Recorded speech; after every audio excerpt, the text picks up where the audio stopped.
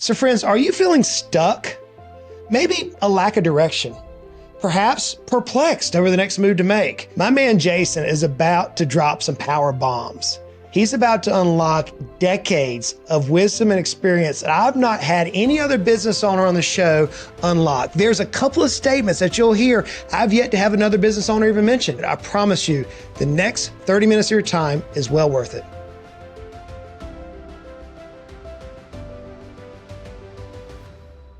So welcome back to the show, friends. You know, over the last 500, 600 episodes we've had on the podcast, I've not had many guests. And whenever I hear a story that captivates my mind, I have to talk to those individuals. And our team was interviewing some potential guests a while back, and we interviewed some 200 guests in Q3 of last year, 2024. And there was this one guest that whenever I saw the bio, my team walked out and like, dude, Justin, you got to talk to Jason. I'm like, why? Tell me about Jason. And then they started telling me his story about where he came from, where he's at right now. I mean, my man, he lives in Tennessee like me. He has a small hobby farm. He's fitness focused. I mean, I was like, dude, yeah, let's have Jason on the show. So my guest today is Jason Yarusi. Brother, how are you? Hey, Justin, I'm doing great. Great to be here. Man, I'm excited to unpack some wisdom from you. So as we dive into your story, which I'm already captivated with, tell the audience, who are you? Where'd you come from? And what are we doing today? Just kind of give me just a quick overview. Yeah, sure. So today I live just south of Nashville, Tennessee, in Murfreesboro, Tennessee. I'm a real estate investor. I own a little over 3,300 units down here in the Southeast across 7 states. We started that business back in 2016. On top of that, we have a property management company that manages 500 or 600 units in-house, and we have 2 plumbing and HVAC businesses. So that's the today, right? A business, real estate portfolio is about 300 million that we've acquired to date. But you take it back, I had to make a lot of wrong steps to get the right steps, and we're still learning today as we go through it, right? So I left high school really disjointed, right? I'll take you back just a minute, right? And I had some formative losses in my formative years that really shaped me for the short term and had me kind of lost, right? I lost my best friend at an early age, 13, to a boating accident. My best friend just known all my life, right?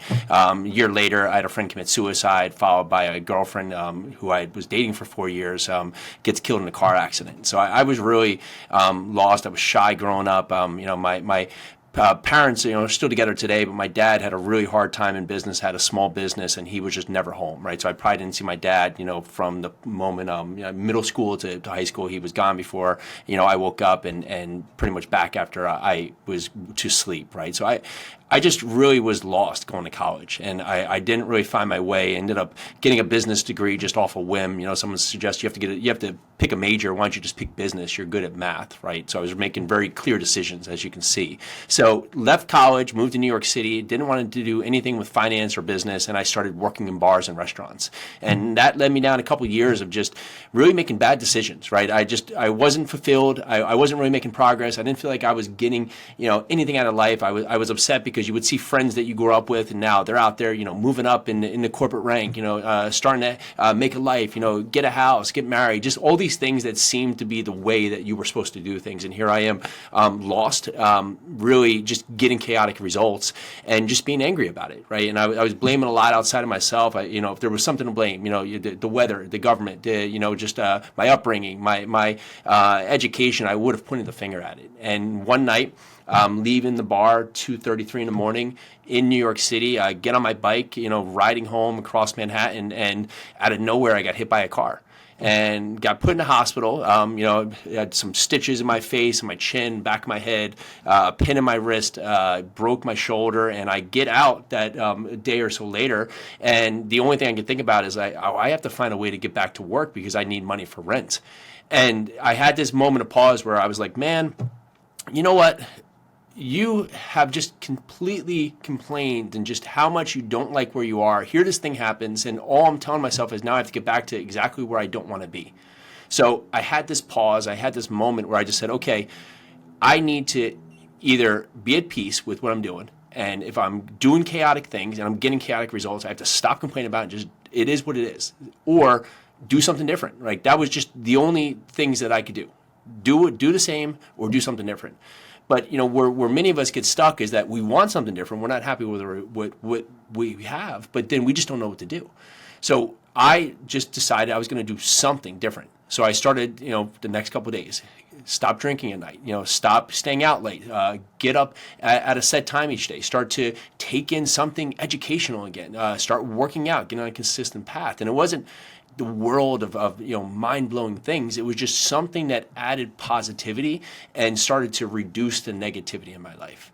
And lo and behold, day after day, it wasn't these magic, massive shifts, but things started to get a little bit better, and then a little bit better. And then lo and behold, things started to grow and gain traction. And I went from working behind a bar to opening up my own bar, opened up a restaurant in New York City, opened and sold a brewery before moving to New Jersey. And that business that struggled with my dad, we took that business and transformed that construction business. We were able to get my dad to retirement, which was fantastic, before moving into real estate, where we learned a lot of lessons before moving into the commercial space where we stand today. Wow. What a story, dude. What a story. And no wonder my team, when they were telling me, they said, Justin, wait till you hear the story, because I didn't have the exact same experience, but I've gone through some hard times. During that season, I'm going to call it a season of darkness. It's just maybe confusion, maybe bewilder. You use the word excuses and blame. What was it that you said snapped me? Did you hear it? I'm assuming a seed was planted somewhere. Maybe you heard a speaker, maybe you read a book, maybe you had a friend. Was there something there? Or was it just like, enough's enough? I'm at the bottom. Yeah. When you do things, you bring on the energy that you're putting out, right? So of course, I wasn't happy where I was. I wasn't making any money. I hated my job. I was getting negative feedback from the people around me because I was negative. I was in bad relationships. I was dating a bad girlfriend. So I was putting all that out there and then wondering why I was getting the negative back, right? And so when I had that moment, it was building up to it, that I was just on that breaking block. So like the car accident, whether or not it happened, it was just that part of just saying like, okay, listen, like something has to change, right? You're around a bunch of people that are in the same scenario you are, that don't like where they are, and they're not changing anything and they're not getting anything different.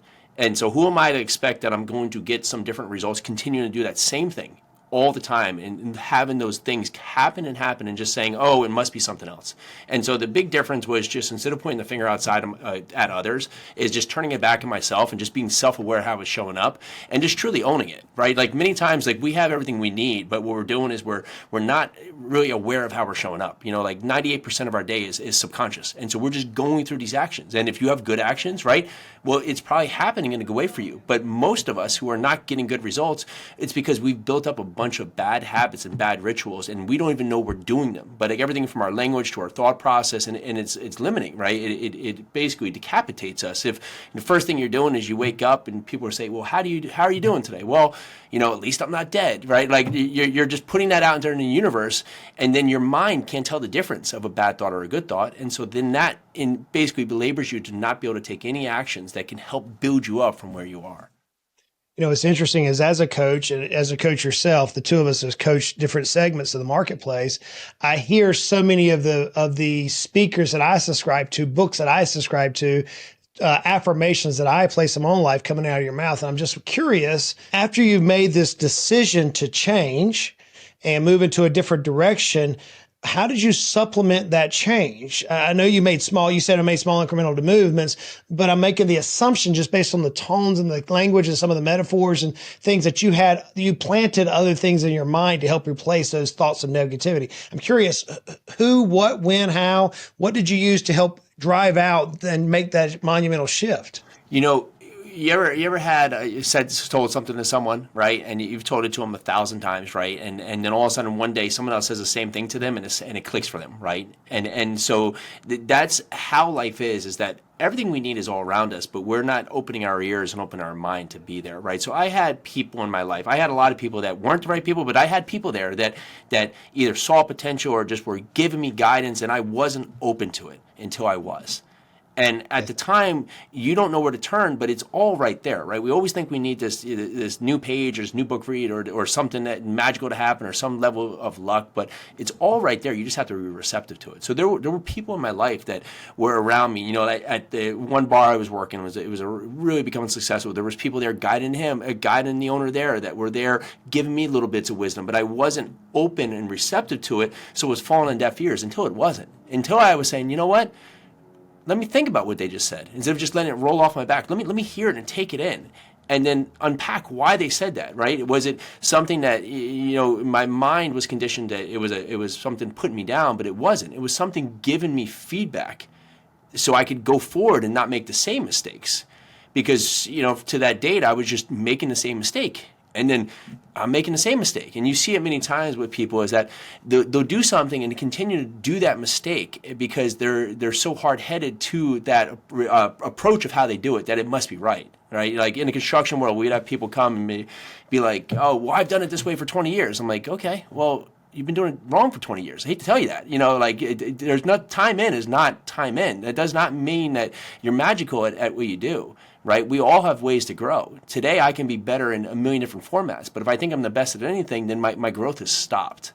And my growth had stopped. I remember leaving college, but like, I'm never going to read a book again. Like, okay, like, you know, like never reading again. Like, it was like, that was some, you know, trophy or badge, right? To the fact today is that the more I can take in, it shows me how little I know.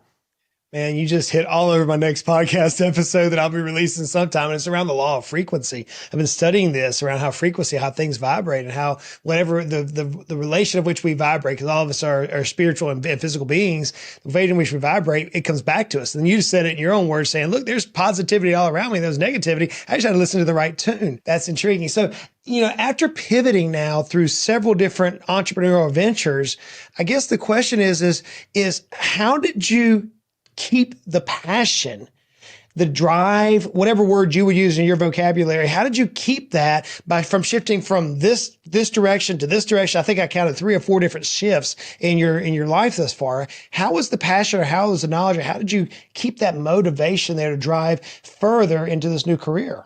You know, Tony Robbins always talks about progress, and that's a big thing, right? If you can feel like you're making progress, then you can feel a level of fulfillment. And what originally I would focus on goals, and if you have goals as the only that have no actions attached to them, then you constantly feel like a failure. So if I'm like, simple one, like I want to make $1 million, or I want to lose 30 pounds. Well, every day that has not happened, you're a failure, right? So if you look at that and you say, okay, well, I feel like I'm not getting anywhere, especially like coming here after New Year's, you know, all these New Year's resolutions, 92%, 88%, depending on the year, fail. Why do they fail? Because there's no foundation built upon, there's no task to track there.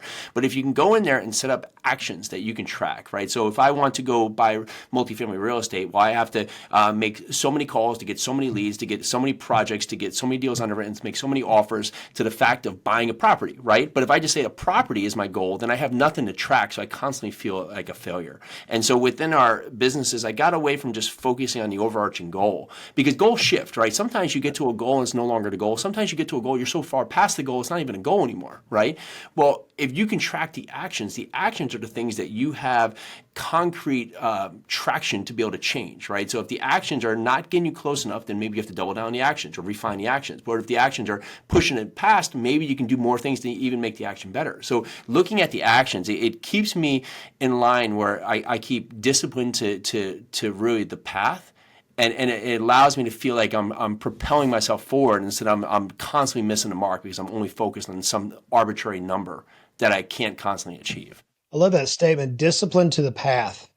Discipline to the path. You know, you have right now the privilege of coaching individuals, especially around real estate. And I want to talk to that a little bit, but there's a lot of financial advisors I listen to the show. And I hear this statement over and over. I'd be curious. You're not a coach to financial advisors, but I'd love to hear how you would respond to this. Just today, Jason, I was talking to an individual who's been in the industry now 25 years, and I'm going to call him average. We would know what that means in the financial advisory world, but he's average. And he's like, Justin, I just don't know. I just don't know what's next. I just don't have that passion anymore. I'm not disciplined. I'm procrastinating, and I'm trying to coach him to the decision to basically do fish or cut baits, what my dad would say, or the other language might be somewhere else. But how would you coach an individual, perhaps in that you're talking with in the real estate world, that has reached this point where indecision, they're not disciplined to the path, as you just stated. They're indecision, and they don't know really which way to go, not because of intellect, but more because of passion or desire or vision or whatever. How would you coach somebody who's stuck at this particular point? So when we get into this space, we put a lot in the affirmative, right? And so we put a lot onto the positivity in our mind, right? And so many times we're trying to seek the why or the goal, right? And it's this thing that's fleeting because we can't sometimes put our finger on it, right? What's the desire we want? But what we can do pretty concretely is go and put exactly what we don't want. And so the first thing I would do is write down everything you don't want. Right? I don't want a job that's going to take up the time. I don't want to start a new business. I don't want, to have to do something out of state. I don't want to do something online. You can put down all these things that you definitely don't want to do. Now, does that get you what you do want to do? No, but it gets you closer because now you've stopped this thing in your mind where you have so much space. Because where I see many people get lost is that they just have too many things going on. There's too many distractions, right? In the means of just our conversation here, there'll be millions of bits of information will be created, and that's what happens when we're going out there into the world is that there's too much access to information today. And when we have that, it creates this ability or inability to really lock down exactly what you want to do. So if you can eliminate what you don't want to do, you can start pinpointing what you do want to do. And when that is, then you can start getting closer where at least you can take a step. Because what you need to do is you need to take one step. And where people falter is they think they have to make this massive step off a 10-story building where they really just need to step off a curb. Because if you eliminate everything you don't want to do, you're going to do the next thing. You're going to take one step towards what you do want to do. Now, that's going to give you feedback, and it's going to be a feedback loop. Oh, I just took this step, right? I started to research this business, or I made a call, or I went into a bakery. I saw someone that has a bakery, and I started asking questions. And within that feedback, you'll either say, okay, I'm on the right track, and now you can start doubling down, or you can say, I'm kind of off track, so let me see what I need to do to pivot to get closer to the track, or I don't want to do this at all. But it starts to eliminate because you have to eliminate to basically get to what you want to do because you can't do everything. And that's where we get lost is we want to do all these things, right? We want to, just like I talked real estate earlier, is that where we were faltering earlier on is that we were flipping homes, we were building homes, we were doing Airbnb, I was doing wholesales. Early on, we were doing all these things and we were getting moderate success, but it wasn't really great and it wasn't in an ability that I can control my life because it was just a bunch of chaos all built together without much specific nature to it. I'm curious, this journey that you've been on in real estate, being we're just talking about that, if I counted it correctly, you've been doing this roughly 9 years in earnest at this particular point, if I'm correct on that. And so I have to assume, just knowing business, and you and I have been, I would call it seasoned. We've been around a while. We've had some successes. We don't know it all by no stretch of the imagination, but we've had some successes. At what point in this particular venture, the venture of acquiring real estate, building a portfolio for the roadmap to financial freedom, as your website says, at what point along this journey did you feel like, okay, I'm not drowning anymore. I don't have imposter syndrome. I actually do have a business here. I now can clearly see the paths. I've failed enough. I've ran into enough no's or enough objections. And now, okay, here's direction. How long did that take you to get to the clarity of where you're at today? 2016, 2017 is where we brought our first 94 unit, right? And part of that, I was doing all different kinds of businesses. So I had to go out there and really showcase why I love this model because we raised capital from investors. So I really had to showcase why this was the way and why I believed in this, why I thought that multifamily real estate stood out from, flipping homes or owning a brewery or like running a construction business, why this created so much impact, right? And so I had to put down the concrete facts, not only for myself, but for the investors and talk it through, right? And with that comes no's, but forever no, you get a better refined understanding of why you're either in this or not, right? Because many times we stop at the first no, right? We stop at the first no and we say, okay, no further. So to understand that multifamily real estate gives you the ability to create cash flow, has appreciation both by the market and forced appreciation, has depreciation and tax benefits, the debt pay down, all these different things that can allow an investor to win in many different capacities. And the buildings have the economies of scale for us, right? So instead of me having to go out there for one unit, trying to lease it myself, manage the property, fix the water heater, I now could create a business where the business could have a team within it. So it made all of this sense to me. So the more I started to get it back to some logical steps instead of just thinking it as some wild goal and dream and making it concrete, it allowed me to focus again on the actions, and that takes you out of your mind, right? Do you feel like an imposter syndrome? Yeah, we're always imposters until we do, right? On any part, we're an imposter until we do. But as I started to go through the steps, I started to basically track down the steps. Okay, refine what I wanted. So when we first started investing in multifamily, I got real specific. I wanted to buy 75 to 100 unit property in South Louisville, Kentucky, that was built between 1970 to 2000, that was a garden-style apartment community that was valued anywhere between 3 and 7 million. And that was my core avatar property. So what that did is it allowed me to start putting my reticular activator in motion and start focusing on that, and then now giving that guidance to everybody else so they could help me along the path. And when I started to do that, I started to learn how they operate. I started to condition myself to build the right team, right? So I'd find the right brokers that would find those properties, the right insurance people, the right property managers that would manage the property, right? And then I could really grow myself to understand that business model. And the more I did that, the more real it got. Because many times we say we want to do something. I want to create a Shopify store. I want to go open a dog room, and you feel like an imposter because you haven't done any of the steps. But the more steps you take, the more you get yourself outside your head and you get focused on the steps. Because when I really targeted that type of building, then I was able to go to my network, my friends and my family, and say, okay, listen, I'm looking to buy these type of buildings. And I don't have it today, but I'm going to look to buy this type of asset. And when I do, here's a one-pager about how it works and how the investment will work. And this is the returns that we would seek on the property. And if you have interest, this would how the investment will work. Would you be interested? But what that did is it supported my thesis of where with every yes I got, it supported my thesis. But it also gave me confidence because before we actually got a property into contract, I had soft yeses, no money that we had invested with us, but I had investors on the tail to 1.1 or $1.2 million of money that was ready to invest when we found that opportunity. So when we finally found the right opportunity and got under contract, I went back to the investor sec that we had put together and said, hey, listen, the type of property, we found a 94 unit in Louisville, Kentucky, built, 1981 or 1978, I think it was. There was 5 buildings, right? For cheaper than we actually thought. We got it at $2.4 million, right? So all of the things that I said I was going to do, it was now, here's what I wanted, here's what I found. Would you like to invest?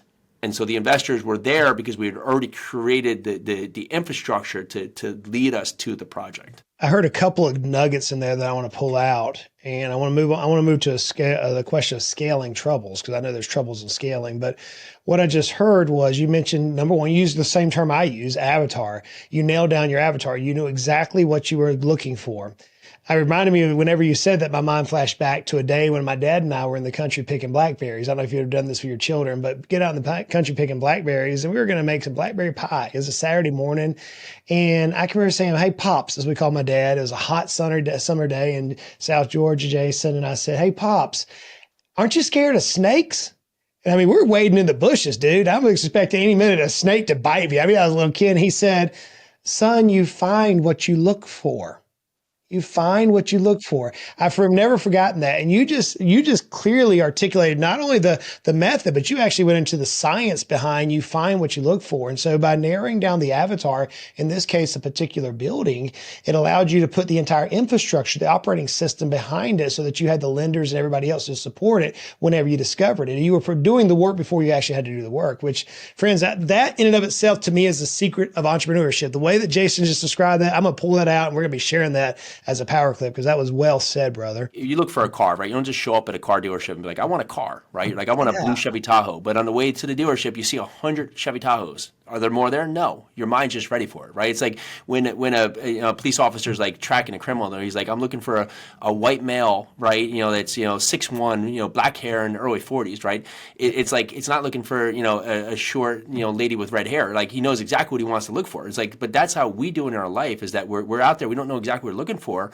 It's like me early on, I didn't know what I was looking for, so of course I wasn't getting it. Even if I found it, I wouldn't have known I had it. That's well said, brother. Well said. So in business, one of the difficulties that I see people often fall in or falter and get stuck, perhaps is the word I want to use, is in the scaling ability. They now are moved from this phase of they're relying upon themselves to now having to rely upon teams and systems. Where have you experienced the area in your business where you first start to feel that friction? And then how did you grow through that pain?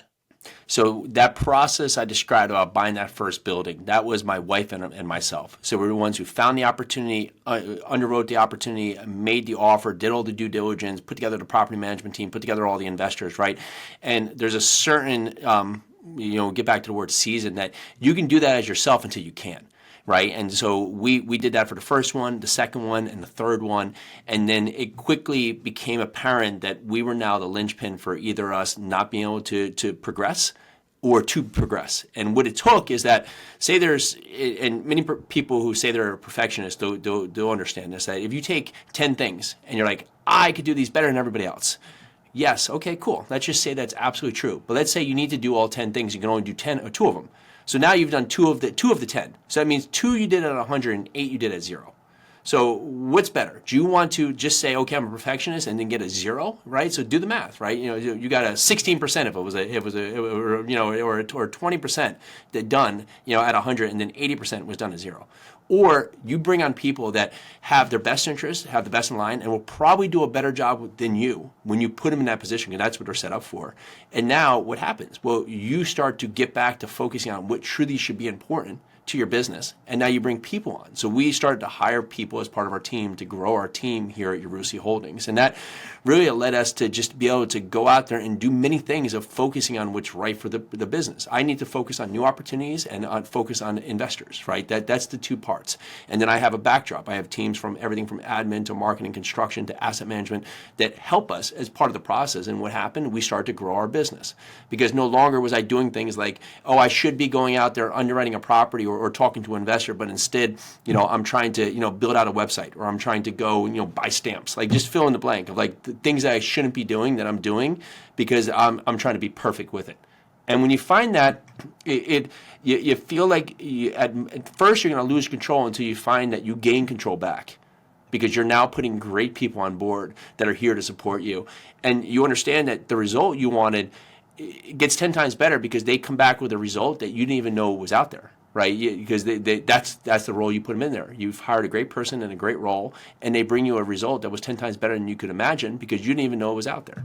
So you've scaled companies. You now built a holding company where you're investing in real estate all over the place. And if I understand it correctly, you're now coaching investors or coaching those who want to get into real estate. How did that come about, and what specifically do you do? So we've had, of course, many different directions of what it took to get here, right? So a pretty nonlinear path from where I started to where I am today. And I started looking back at that roadmap, and, it came down to a lot of the principles that I started to instill in my life. And I didn't know I was doing them at the moment, but I started to take these actions that started to set the path to where I've gotten to. And so it started mentally, right? Then it became a lot of the other parts I started putting into the actions and started putting into the results. And it became the Live 100 principles, or the Live 100 podcast that we, a lot of short form business or podcasts that we put out today. And it's built on really 3 core principles: breaking habits to build momentum so you can magnify success. And a lot of people, where they're stuck is that first block, where they need to be self-aware how they're showing up. Then they have to own it so they can understand where their starting line is, right? Your starting line could be like you have a full-time job to you're broke, right? That's fine. We just have to own it so we can start positioning ourselves for greatness. That's all the importance that lays out there. And when I find with real estate investors who want to get started or even just expand on where they are, we just need to create the roadmap by understanding where they're starting to where they want to be. And it's just that simple when we can break their mind from we'll say the roadblocks that are in front of them. Because what's fun with coaching, and I'm sure you can speak to this, is that it's fun to see someone that's stuck. They're at a crossroads where they cannot see past it. They cannot get by it, right? And then a couple months go by, and they're so far past it they can't even remember it because it was just a little speed bump. And now they're up Mount Everest or onto the new roadblock, right? And that's just the way that they've now conditioned their mind to see things instead of as a roadblock to an opportunity. And the opportunity becomes their ability to go transcend where they are, because now instead of looking at everything as a dead end, they look at everything as an opportunity for them to grow and scale and just become a better person. But it starts with you understanding where you're starting at and just owning it. Just saying, okay, right now, anything. I just got divorced, or I'm at a job that I've been with for 10 years, and I'm really unhappy with the job, and it's starting to trail down to how I'm a father at home, right? Or I'm working so much, I never see my family, and I've gotten really out of shape, right? That's fine. Like, we get it. Like, we've all had moments where we're not happy with where we are, but we can't just continue to let it go. And I spent many years just saying, okay, this is where I am. I guess this is all it is, but it's not. You have all the ability of anybody else, but you just have to take that one piece of advice and risk back on yourself instead of hoping on others. As you were walking through that, my mind went back to the preface of Think and Grow Rich by Napoleon Hill, the book. I don't know if you ever read that book, but you didn't go verbatim, but you just hit the preface of that book on what you just said. So very, very intriguing. At this phase of life, you have built and scaled companies. You are now responsible for many different heads. I often say we as business owners, those of us who reached the level that you and I are at, we feed a lot of families. We feed a lot of bills. We put kids through college. We do the things, and a lot rests on our shoulders. What challenges are you looking at right now in this year 2025? Do you see on the horizon for this game that you're now playing? So we're continuing to refine our investment process, right? We've been very focused on a lot of property details, but it's allowing us to now really pour fuel in the fire even more than we had before. I think if I had the trust in myself early on, our holdings, our portfolio would probably be about double. I think I spent the first 2 years just, even though I knew it was right, I didn't have the full belief in myself to just say it was right? And it was that everything transformed. Those properties did great returns for the investors, but I knew early on it was working. But there's that point where sometimes it's working, but then you say, well, let me just let it go one more week or one more month or one more year, right? Before you actually just go all in, just say that. And that's like a lot with all of us. Instead of just saying, okay, I know I can do this, then go do it, right? We say, well, let me just get that one more book in, right? Or let me just get one more person to affirm it, or just permission or someone else. So we're pushing through to really see a lot of scale this year. We have a lot of good projects on board that we're seeing that we're going to come to fruition, both on acquisition and on development here, and we're going to continue to grow that. We've been very excited about, we opened up we have a plumbing and HVAC business up in Indianapolis and one here, and we just acquired another plumbing business here. We're looking at a number of business acquisitions that are going to look to grow and scale that business for an ultimate sale in about 5 years, but we're looking to grow by bringing on a number of companies just to grow top line revenue. So we're pretty ambitious about where that's going to go to. You're well read and you've been well taught, because you're saying a lot of the same things that I hear from the people I like speaking in my life. In fact, I'm headed over to see my coach in Nashville in 2 days, and he's going to rip my business apart. I mean, it's going to be tough. I already know. I've been doing the casework beforehand. It's like 30 hours now. I'm into it. And it's like, oh my goodness, he's going to wear me out. So at this level of the game that you're playing at, with your hands in so many different areas, who do you let speak into your life at this phase? Is it a podcast? Is it a host out there? Is it a coach? Is it a book? Who do you have speak into your mind to keep you directionally challenged to make sure you're moving in the right direction? You take a lot or take a little from a lot of people, right? And so, I listen to you, I get great feedback, right? I go and listen to our pastor, I get great feedback. I listen to my wife, I get great feedback, right? I have partners that I listen to their feedback, right?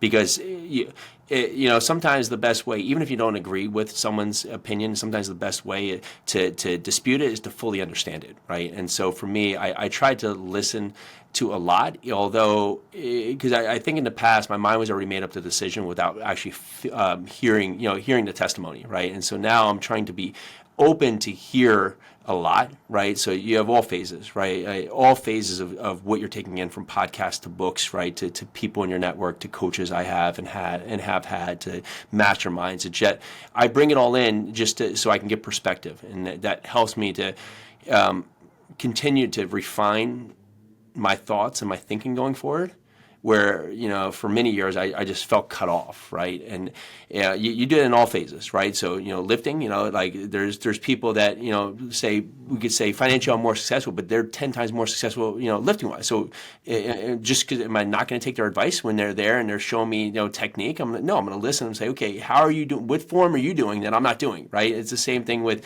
buying businesses. If I'm out there saying, okay, this person's been doing this in a way that they've been able to buy a business and scale a business. So let me take that in, right? So I'm always open to my ear to hear what people are doing. But the piece of the puzzle that's probably changed today is that I can't take on everything that everybody's doing, right? I have to continue to make sure it fits my mold and then piece it together. Even when we started, I had a coach and another coach when we started buying apartment buildings, right? And they both had different philosophies. I couldn't do both, but I picked and steered towards one, but then I started to pick off little pieces from the other and then add that in. And that became my business, right? It wasn't one, it wasn't the other. It was a lot like one, but it had some ingredients from the other. And that allowed us to create the formula that we use today. This is my last question for you, I promise. But the way you just outlined that led to this question I have to ask. And what I heard is I love the fact that you say, I listen to my wife. One of my favorite verses in scripture is, the heart of her husband does safely trust in her, and he shall have no need to spoil. In other words, as Proverbs 31:10, Solomon, the wisest man ever lived, according to scripture, said that, hey, look, your wife actually can see something you can't see. And so my wife is my very first confidant. I've yet, Jason, have anybody on the show who's actually mentioned their spouse. So I want to tell you, thank you. Tell your wife that you said that, by the way. But, with all this in stuff that comes into our life, you mentioned your pastor, you mentioned business partners, you mentioned, various advisors in your life. There's a lot of stuff coming at us. Do you have some mechanism or some method, or, we've read books like The Miracle Morning, I have my own little ritual that I do every single day that allows me to take all this noise and get still and think about the noise in perspective to this path. I'm going to use your term that you used earlier, this path that I'm journeying on. How do you disseminate that down into the next doable action for that day or that week or that month? You actually have sounds a very similar habit to me. I get up in the morning and I control my morning and what that does. And so I wake up early, right? I'll have a glass of water, I'll work out, I'll read, I'll meditate, and then, everybody else is waking up, and now I can spend time with them and then get them to school. But what I found is that when the day starts, even if it's the most boring day, it's still going to have chaos and uncontrolled circumstances within it, right? And so you get out there, you can have a clear mind to deal with them. Where, many, and I've been guilty as charged, you wake up late, you hit the snooze button, you're rushed out, you stub your toe, you eat something poor, you jump, you're in traffic, you're angry at the world because you're in traffic, like anybody wants to be in traffic. You get to work and it's one fire after the next, you get stuck in traffic on the way home, you get home, you're rushed, you just microwave something, you sit down with a beer, watch Netflix, you're like, never again. And you do it the next day and the next day for a couple of decades, right? And until you can get back control of your morning, because it at least sets the stage for you to have a clear mind to deal with things as it goes forward. And that's really been the biggest change for me, to have a clear mind when I need to be focused. That would be the first thing. And the next thing would be to, the whole day is urgent and urgent matters, but we treat everything as if it's the same, right? We treat everything on like RPM 8,000. And so I look at things in terms of, real problems and 5-year problems. And what I call real problems, 5-year problems, like if there's something that's happening right now and I'm not going to remember it in 5 years, then it's just really not that big of a deal. Just go deal with it and just get it done. But if I'm remembering in 5 years, then I have to put my full attention onto it just to make sure I'm really focused, so we make sure we can get it right? So the memory in 5 years is right? And so that helps set the stage. In terms of just all the noise out there, is that, again, you can't take in everything, right? You find the things that read well with you, right? And maybe when you're working out, you take some things in, a couple pages you're reading more, but you just get your practice that you do each day, because it sets the stage for you to go forward, and you keep refining it, right? Like if you do some stuff and you grow out of it, right? Then you don't do it anymore, then you do the next stage, right? But you continue to build upon your journey, so you come out of this world a better place. Brother, thank you so much for coming on the show today. The wisdom that you've shared, I can tell that you are seasoned, and I can tell you that you've been through the ropes. It's not just academic in nature. And so thank you for sharing with the audience. I think the financial advisors who listen to us, who are going through challenges, they picked up some information, as well as the countless business owners out there who are brothers and sisters in the trenches, just fighting the battle, paying the bills, doing what they can. So I thank you for sharing your wisdom. So if somebody wants to learn a little bit more about you, perhaps listen to your podcast, where would you direct them to? Yeah, so appreciate you having me on. It's been a great conversation. You can see it from real estate. You can go over to yarusiholdings.com. You can also find the Live 100 podcast. Come in there. It's 5 to 8 minute hits, real short hits, just talking about principles and practices. You can go to master habits. You can get the results you truly deserve. And by the way, guys, this podcast is hard hitting. It's what you've heard today, and it will impact you. I was listening to it this last week, just I was consuming the information. So that's what I was excited to hear the conversation today, and it did not disappoint. Jason, thanks for so much for being on the show, man. Friends, as always, being a business owner, being an advisor, being just life is hard. We heard Jason's story today. I cannot imagine the angst that he dealt with in the early days. But then to see someone who deals with trauma, deals with heartache, deals with difficulty, be able to rise above that, to learn their proper moves, make them, then execute. Power of execution. Then execute and move forward. We've heard a story of yet another business owner out there who's dynamically impacting the world. What about you? What are you going to do different tomorrow than you're doing today? What wisdom can you glean from Jason's conversation today to impact and apply to your life? May I challenge you? Go out and make it a great day.